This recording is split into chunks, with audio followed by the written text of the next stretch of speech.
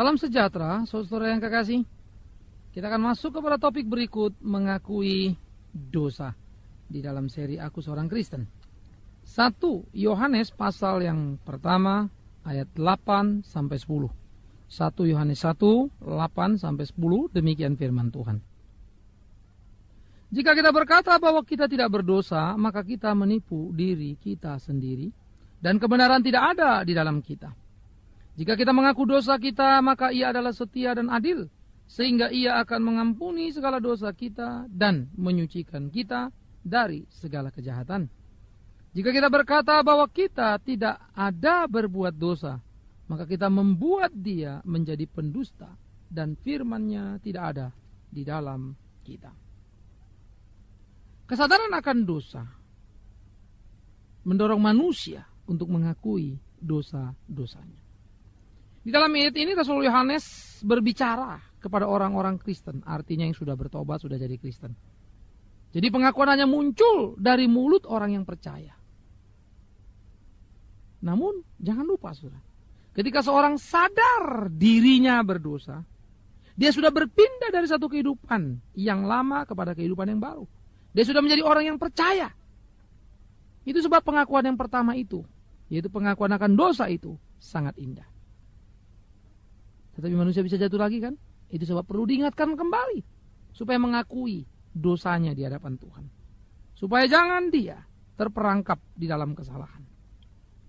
Kembali ke hal yang lama begitu. Nah jadi saudara yang kekasih, di dalam bagian ini, orang Kristen yang mengaku dosa, sudah resmi memang jadi orang Kristen. Karena sudah dibaptis, sudah apa mungkin lain-lain, sudah aktivis gereja gitu kan. Nah yang baru pertama kali, kan belum. Tetapi jangan lupa seperti saya katakan tadi, pengakuan hanya muncul karena adanya kesadaran. Di situ Roh Kudus sudah kerja. Ini bukan sebuah urut-urutan, tetapi sebuah hal yang terjadi. Ya. Bebarengan. Itu indah sekali, luar biasa sekali. Jadi saudara nggak usah ributkan langkah 1, langkah 2, langkah 3, nggak usah. Ya. Tapi kita perlu menyadari bagian-bagian itu secara tajam. Nah, saudara, sekarang kita mulai melihat kesadaran akan dosa diikuti oleh pengakuan. Insaf diri berdosa yang sudah kita bicarakan membuat manusia merasa malu kepada dirinya. Membuat manusia sadar siapa dia. Membuat seluruh kesombongan, kepongan yang ada gugur lulu lantak, tidak karu-karuan. Keinsafan akan dosa membawa dia untuk mengakui dosa-dosanya. Dia tersungkur, bukan tegak dan sombong. Dia jatuh, menyembah di hadapan Tuhan yang hidup, bukan menenggakkan kepala dan melawan. Mengakui dosa-dosanya, seraya mencucurkan air mata. Entah berapa banyak, rasanya tidak pernah cukup untuk membayar pengakuan dosa itu. Dia melihat dirinya yang begitu najis, sehingga dia mulai mengerti dan mulai memahami ketika Tuhan berkata, sekalipun dosamu merah seperti kirmiji, akan kubuat menjadi putih seperti salju. Ia menangis di dalam kenajisan, karena kesadaran tadi sudah membawa dia untuk melihat bagaimana dia menyakiti hati Allah di dalam hidupnya. Bagaimana dia berbuat hal-hal yang tidak layak, yang tidak pantas terhadap Tuhan yang mencintai dia. Sehingga pada waktu dia mengakui dosa-dosanya, tidak ada yang disembunyikannya. Semuanya disampaikan dengan terbuka, bukan basa-basi. Semuanya disampaikan dengan terbuka, bukan rekayasa. Semuanya disampaikan dengan terbuka, bukan semacam tugas rutin atau pengakuan yang harus dibacakan. Semua mengalir deras. Saudara, pertobatan sejati hanya ada kalau ada pengakuan yang sejati. Tanpa pengakuan sejati tidak mungkin terbentuk satu pertobatan yang sejati. Karena itu, ini bukan persoalan air mata. Ini bukan persoalan kata-kata. Ini bukan soal persoalan emosi. Tapi ini persoalan di dalam batin yang jujur mengakui dosa-dosanya. Bukan sekedar tren ikut orang lain. Dan pengakuan itu hanya bisa muncul kalau kesadaran itu sudah dikerjakan oleh Roh Kudus di dalam hidupnya. Karena itu berhati-hati sekali. Pengakuan sekali lagi bisa sejati, tapi jangan lupa, tidak sedikit yang imitasi. Karena itu saudara yang kekasih, mari kita mulai memikirkan dengan secara jujur, dengan serius, melihat kepada hidup kita. Seperti apa pengakuan yang kita kerjakan itu? Bagaimana kita mengerjakan pengakuan itu? Orang-orang yang mengakui dosanya, berarti dia jujur dan tidak menipu dirinya sendiri. Dia jujur dan mengakui dosanya. Ya, saya memang orang berdosa. Dan dia mengatakan dia berdosa karena kesadaran akan dosa itu sudah muncul. Sekali lagi, ini merupakan satu kejujuran. Dan dia tidak mau menipu dirinya sendiri. Dia tidak akan berkata, aku bikin dosa 3, tapi baikku 5. Tidak. Dia tidak akan berkata, aku berdosa, tapi sembari mengangkat kepala menatap Allah, seakan-akan bilang, dosa si dosa, tapi lalu diberi tanda petik di sana, saudara. Entah apapun isinya. Bukan yang seperti itu. Sebuah kejujuran. Membicarakan apa adanya, tidak menipu diri, berarti tidak ada yang disimpan. Sebuah kejujuran yang berarti tidak menipu diri, berarti tidak ada sesuatu yang diatur-atur supaya tampak menjadi bagus dan menarik. Karena ada semacam satu kebahayaan tren di dalam kehidupan orang-orang percaya, termasuk dalam pertobatan. Seringkali kita menyentuh emosi pendengar. Emosi mereka tersentuh, menangis dan berteriak. Tetapi awas dulu. Kalau itu bukan muncul dari kesadaran yang utuh untuk kembali kepada Tuhan, hati-hati. Karena manusia pun punya kemampuan untuk seperti itu kok. Ingat Yudas. Dia menyesal, itu kata Alkitab. Tapi kemudian dia membunuh dirinya. Heran kan? Manusia pada batinnya, pada dirinya punya kemampuan itu. Tetapi tidak memenuhi tuntutan Allah. Sehingga jika mau memenuhi tuntutan Allah hanya ada satu, yaitu dikerjakan oleh Roh Kudus. Sadar akan dosa. Dan sebuah kejujuran, pengakuan dan tidak menipu diri sendiri. Kalau saudara tidak mampu jujur, kalau kita masih mau bermain-main, itu kita sedang menipu diri sendiri. Jangan maulah. Hati-hati. Karena pengakuan bukan memuaskan orang lain, tapi untuk menyenangkan hati Allah. Pengakuan bukan sekedar memenuhi tuntutan ritual keagamaan, tetapi untuk mengakui kedaulatan Allah. Kenapa? Karena mengakui dosa berarti mengakui hanya Allah yang benar. Maka kita mengaku. Lah kalau kita ngaku dosa kepada orang yang berdosa, ya lucu sekali. Itu kan beda. Lain. Tapi kalau kita mengakui dosa kepada dia yang tidak berdosa, ya betul. Ya. Kita tidak mengakui dosa kita kepada orang berdosa, tapi kita mengakui dosa kita kepada Allah yang benar, Allah yang hidup. Ya, saudara jangan bilang, loh kalau saya salah sama istri kan mesti ngaku. Itu kan apa? Bukan ngaku dosa. Ya saudara mengakui dosa betul. Tapi yang pertama-tama mengakui dosa itu kan kepada Allah. Waktu bilang sama istri itu namanya ngomong jujur. Bukan mengakui dosa supaya dosa kita diampuni. Karena bisa ngampuni bukan istri, tapi Tuhan. Tetapi istri kalau dengar suami berdosa, dia mesti belajar memberikan pengampunan. Karena apa? Karena dia sudah diampuni Allah. Tapi bukan pengampunannya membuat orang ini terbebas dari dosa. Allah. Jadi awas, apa yang kelihatan sebagai satu bentuk wujud, di dalamnya itu ada satu prinsip yang jadi penting. Oleh karena itu, saudara yang kekasih, ini berarti pengakuan dosa membawa kita menyeberangi keterpisahan yang jauh dengan Allah sehingga menyatu. Karena sekarang kita tidak lagi berlumuran dengan dosa. Kita sudah mengakui itu di hadapan Dia. Kita sudah berbicara dengan jujur dan kita tidak menipu. Dan Dia yang tahu hati dan pikiranmu. Dia yang mengerti hidup dan perasaan kita. Memegang tangan kita. Kita kembali ke pelukan Allah yang benar. Sesudah hidup terpisah dari Dia. Sesudah hidup jauh dari Dia. Sesudah hidup tidak berpengharapan. Oh, betapa indah sebuah pengakuan. Pengakuan kadang-kadang sepertinya menunjukkan satu kelemahan diri. Betul. Kemampuan sepertinya menunjukkan ketidakberdayaan. Betul, tetapi jangan lupa. Ketidakmampuan diri, ketidakberdayaan itu sudah pada tempatnya. Karena kita sedang berhadapan dengan Allah yang hidup. Allah yang menciptakan langit, bumi, dan segenap isinya. Allah yang menjadi pencipta kita. Kalau kita merasa kita berdaya, kita merasa kita mampu sehingga tidak perlu mengaku. Wow, betapa pongahnya kita. Itulah kepongahan yang bisa terjadi dalam hidup orang-orang beragama. Yang tanpa sadar dijebak oleh ritual-ritualnya. Lalu mengklaim dirinya tidak mungkin bersalah. Menganggap dirinya yang paling superior dan paling hebat.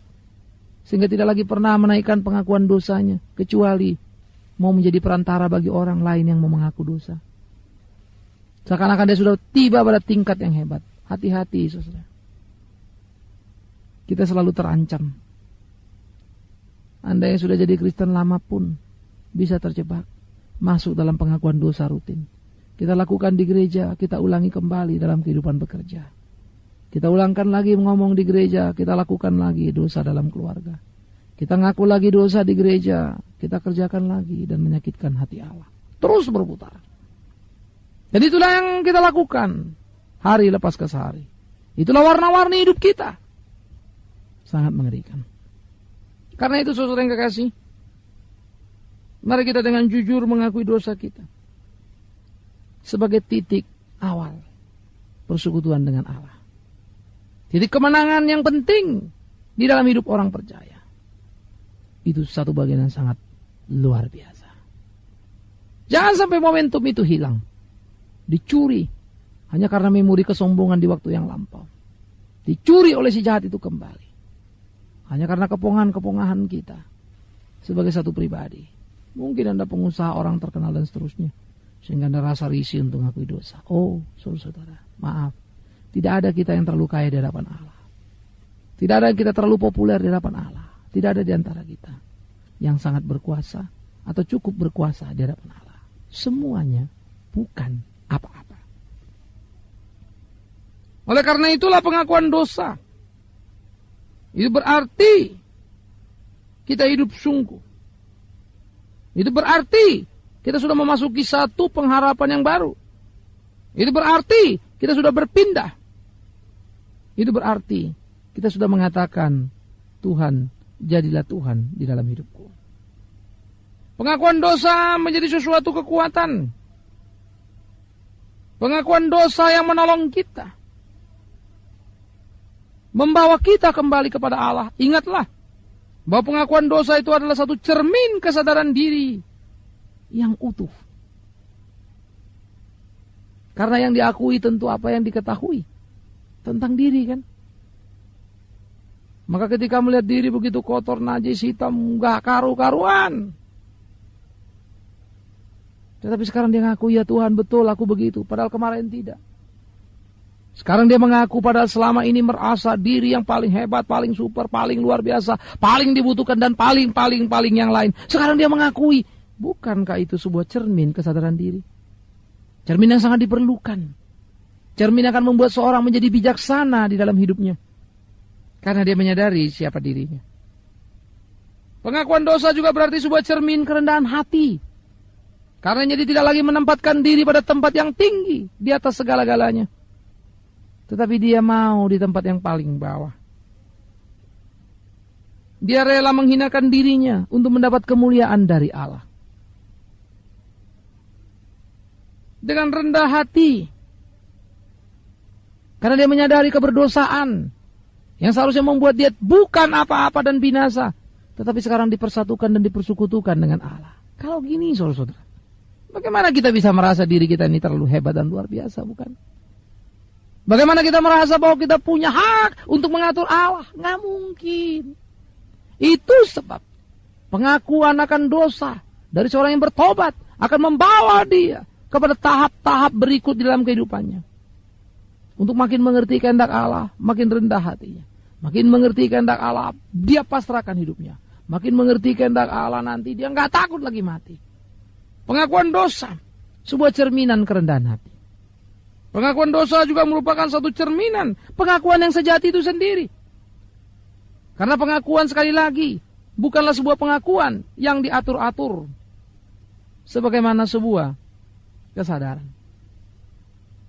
Pengakuan, saudara-saudara, bukanlah sekali lagi yang rutinitas seperti yang sudah kita katakan tadi di atas.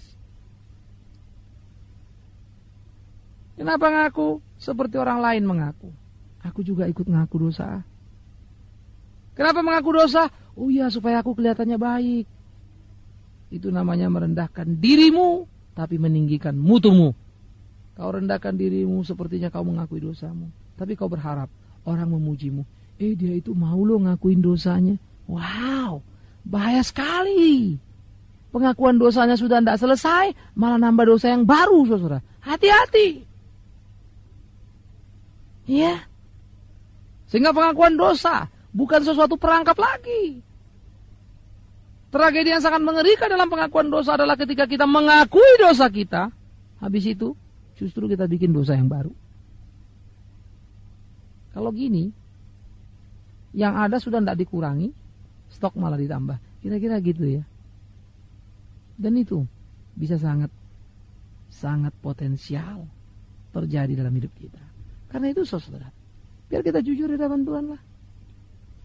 Iya, akui dosa-dosamu. Lihat dirimu baik-baik. Belajar untuk tidak menghitung apa yang sudah kau lakukan dalam kehidupanmu. Belajar untuk tidak menghitung dan menganggap bahwa Allah adalah Allah yang hidup. Yang sudah kau tolong, kau berikan persembahanmu. Hati-hati. Belajarlah. Justru untuk berhitung bahwa Dia telah menyatakan cinta kasih luar biasa dalam hidup ini. Dialah menciptakan kita, tetapi kita mengkhianati Dia. Karena itu kita harus mengakui dosa kita. Tetapi kita sudah meninggalkan Dia. Karena itu kita harus mengakui dosa kita. Jadi pengakuan dosa adalah langkah mewujudkan kesadaran akan dosa. Pengakuan dosa adalah langkah, sebuah ungkapan yang bisa didengar orang lain. Sebuah ungkapan yang bisa diketahui. Sebuah ungkapan, sebuah perkataan yang harus dipertanggungjawabkan. Karena itu bukan barang mainan. Akuilah dosamu, karena memang kau sadar berdosa. Tapi jangan sekali-kali mengakui dosamu, padahal kau tidak pernah menyadari keberdosaanmu. Percuma. Karena kita hanya menimbulkan masalah dan batu sandungan di kemudian hari. Kita hanya bermain-main dan berbahaya sekali. Karena Allah tahu hati dan pikiran kita. Saudara, saya, kita semua. Awas, Allah tahu. Jangan mainkan game-game baru dalam hidup kita. Jangan memakai topeng-topeng kepalsuan dalam pengakuan dosa kita. Tanggalkan semuanya. Datang apa adanya. Mengaku di hadapan Dia. Dia tahu siapa engkau. Dia tahu siapa aku. Kita tidak pernah mampu. Kita tidak pernah bisa untuk menipu Dia. Atau kita memang terlatih dengan penipuan. Sehingga ketika kita menipu diri, kita mampu menipu orang lain. Ketika mampu menipu orang lain, kita pun berpikir kita mampu menipu Tuhan. Saudara-saudara, stop. Kita tidak bisa menipu Dia. Karena itu jadikanlah pengakuan dosamu adalah satu pengakuan dosa yang jujur di hadapan Dia. Membedah diri ke dalam, melihat ke dalam. Bukan keluar dan di sekitar, tetapi ke dalam batin kita. Kiranya pengakuan dosa kita bangun dalam kejujuran, kesadaran akan dosa, dan itulah akan membawa kita kepada pertumbuhan iman percaya kita. Atau Anda akan terjebak pada pertobatan yang palsu. Hati-hatilah. Amin. Kita berdoa. Tuhan, kami bersyukur dan kami berterima kasih untuk apa yang boleh kami pikirkan dari sebuah pengakuan yang jujur di hadapan Tuhan. Tolong kami karena kami seringkali terjebak pada rutinitas kalender gerejawi. Kebiasaan-kebiasaan yang kami lakukan. Kami salah. Ampuni kami. Kami mau hidup seperti yang Tuhan mau. Memuji memuliakan nama Tuhan senantiasa. Di dalam nama Yesus Kristus Tuhan kami. Kami mengucap syukur, kami berterima kasih. Terpujilah namamu. Amin.